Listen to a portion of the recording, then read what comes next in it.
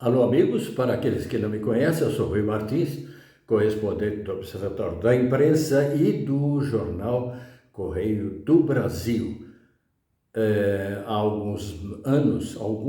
muitos anos, muitos de vocês devem se lembrar, eu fui correspondente da CBN em Paris e do Estadão, e outros mídias também.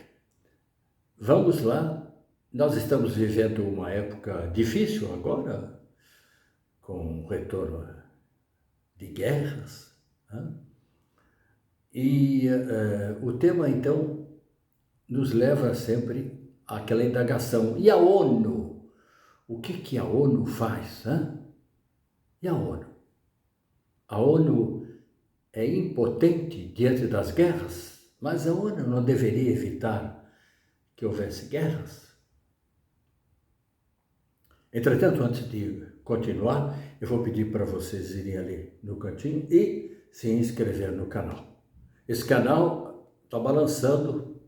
Se vocês não derem apoio, ou seja, no sentido de curtir, de se inscrever e compartilhar, vai chegar um momento em que eu desativo o canal. Esse é o único apoio, não há necessidade de pagar nada, não há necessidade de uma contribuição. Se vocês se inscrevem, é uma questão de apenas de opção de apoiar o canal. Tudo ok? Já curtiu? Já se inscreveu? Vamos em frente. Quase um mês de guerra envolvendo a organização terrorista Hamas. Eu quero deixar bem claro que eu enfatizo isso. Há muitos colegas que não enfatizam, há muitos jovens que não enfatizam. O Hamas não é só uma organização política.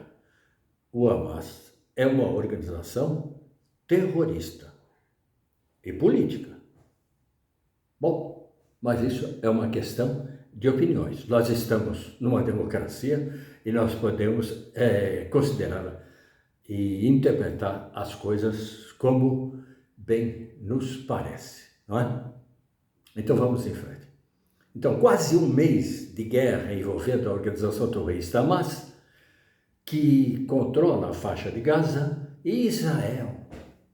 Qual tem sido a atuação da ONU no sentido de parar o conflito?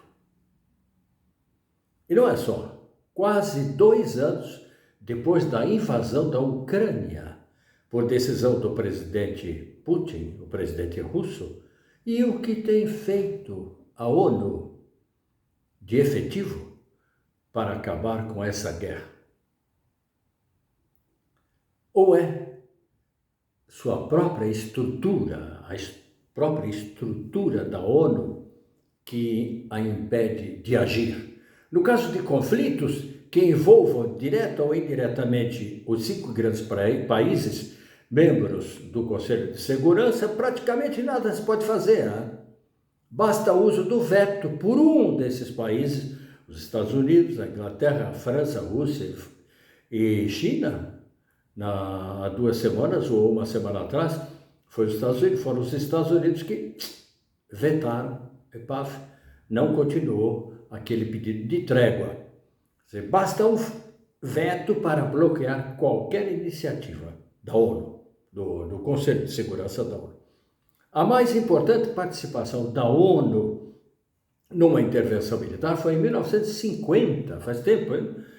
Na época da Guerra Fria, quando os chamados capacetes azuis, que são soldados com a representação da ONU, sob o comando dos Estados Unidos, intervieram na Guerra da Coreia.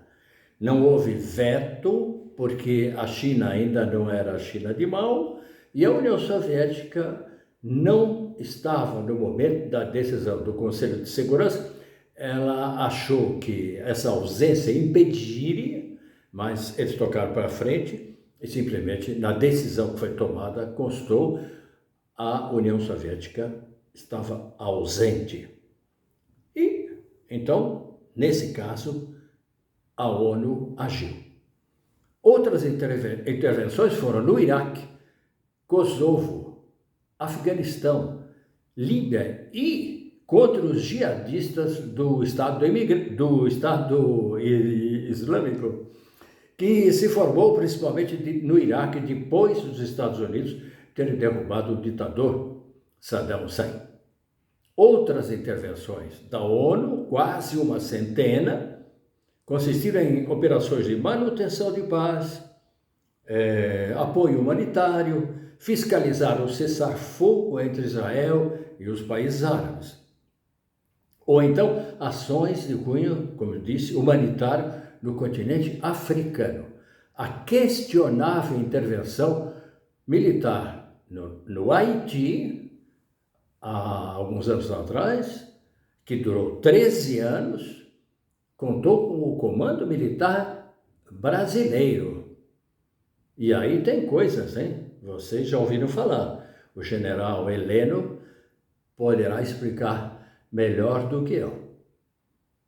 Houve 4 tentativas frustradas de se cessar fogo agora, nessa guerra em Gaza, por parte do Conselho de Segurança da ONU, e uma decisão por uma trégua votada pela Assembleia Geral, mas sem unanimidade e sem força para intervir e impor a suspensão das hostilidades.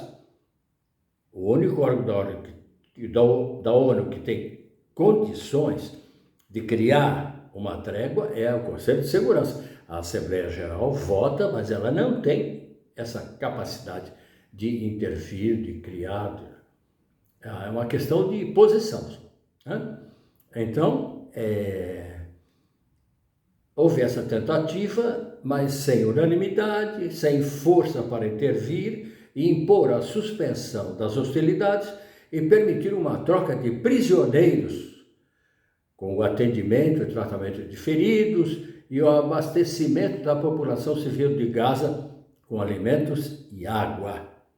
Faz uma semana, o secretário-geral da ONU, Antônio Guterres, disse ter havido má interpretação de suas palavras no Conselho de Segurança quanto aos ataques do Hamas do 7 de outubro e tratou de desfazer a confusão. Abram aspas. Estou chocado, disse ele, com as interpretações erradas de algumas de minhas declarações no Conselho de Segurança, como se eu estivesse justificando os atos de terror do Hamas. Isso é falso. Foi o oposto.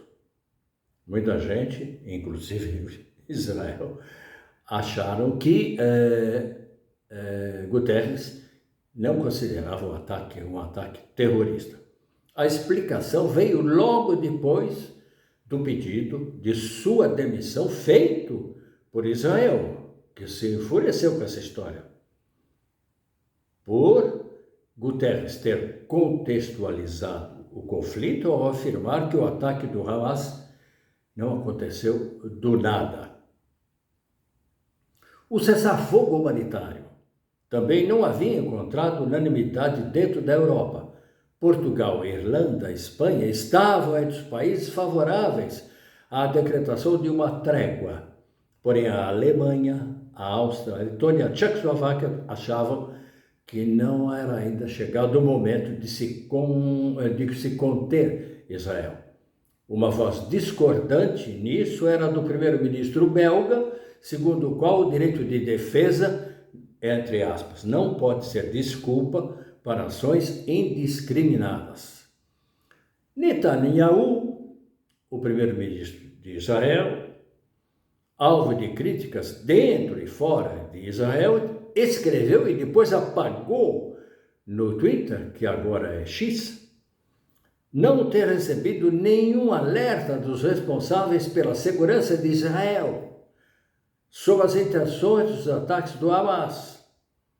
O serviço de segurança furou, não deu para ele nenhuma informação de que haveria um ataque. De acordo com todos os serviços secretos e de segurança interna, disse Netanyahu, o Hamas estava com medo de agir e procurava um acordo. Balela. Depois de ter escrito isso, Netanyahu apagou, porque essa sua declaração colocava-o contra os oficiais militares e contra o serviço de segurança. Ele tinha arranjado uma bela confusão. Então ele apagou, se desculpou, porque alguém deve ter lembrado a Netanyahu ter sido ele mesmo quem desorientou e enfraqueceu a vigilância israelense. Como? Com a sua obsessão de obter plenos poderes, de se transformar num ditadorzinho e diminuir os poderes da Corte Suprema, equivalente ao nosso STF. Ele queria fazer, mesmo porque ele era meio próximo, né, chegado do Bolsonaro, queria fazer o que o Bolsonaro tentou, amordaçar o STF, amordaçar, colocar fora do jogo a Corte Suprema israelense. Por quê? Para escapar de alguns processos por corrupção. Enquanto isso, as manifestações contra o intenso bombardeio do norte da faixa de Gaza vão assumindo feições de antissemitismo. E o Hamas agressor vai conseguindo reverter a posição, a situação em seu favor, diante da opinião pública. A opinião pública ficou horrorizada com o ataque do 7 de outubro, no qual foram cometidos atrocidades terríveis. Mas, diante dos bombardeios atuais, a opinião pública está mudando. A opinião pública está esquecida. Mas, evidentemente, os bombardeios estão criando muitas vítimas e criando também uma situação intolerável. A partir disso, o Hamas começa a ser, para muitas pessoas que ontem achavam que ele era um grupo terrorista, uma vítima. E isso compromete a imagem de Israel. Quais as consequências futuras dessa animosidade criada, provocada?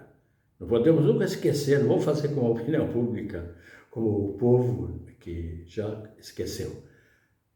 Houve um atentado terrorista que provocou e houve a resposta e o caos criado. Na sequência de protestos contra Israel e em favor dos palestinos, podem ocorrer perigosos desvios antissemitas.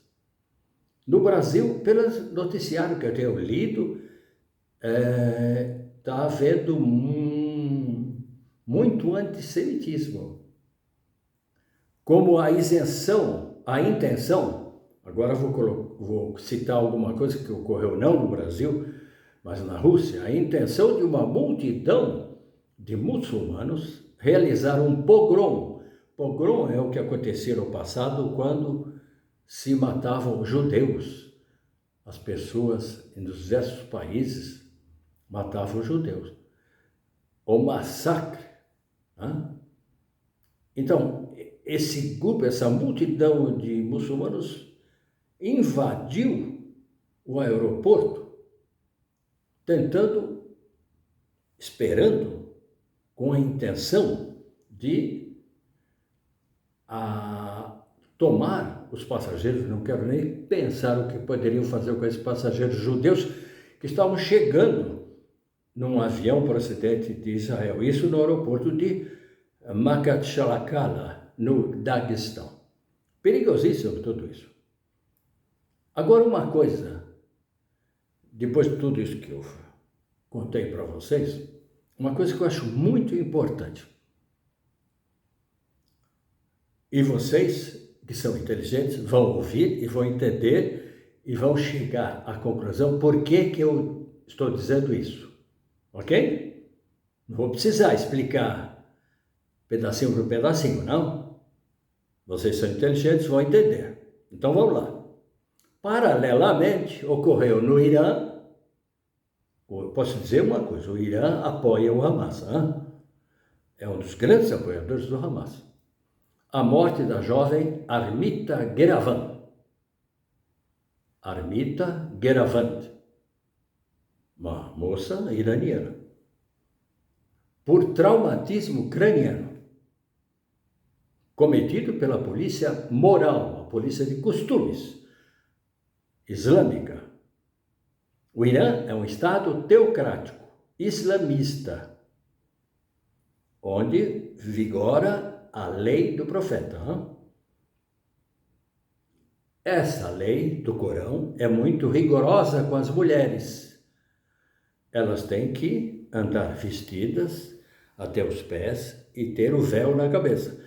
A ermita não tinha, como aconteceu com uma outra jovem no ano passado, que também acabou sendo morta por traumatismo craniano. O que aconteceu? Como ela não colocou o véu na cabeça, a polícia deu umas cacetadas na cabeça e provocou traumatismo craniano a ponto de morrer. Então, é sempre bom lembrar para todos vocês que as mulheres têm poucos direitos e que os LGTBs não são tolerados, são mortos pelos países ou pelas organizações islâmicas, como o Hamas. Feminista? LGTB? Ouviu bem? Ok? Agora, se você gostou, você curta, partilhe e se inscreva. Ok? E vamos, se você fizer isso, eu continuo. E você fica azedado comigo ou você gosta de mim, porque eu continuo. Se você não fizer, ó, não vai durar muito. Ok? Mais uma vez, curtiu? Se inscreveu? Vamos em frente, tem muita coisa ainda para se contar. Abraço.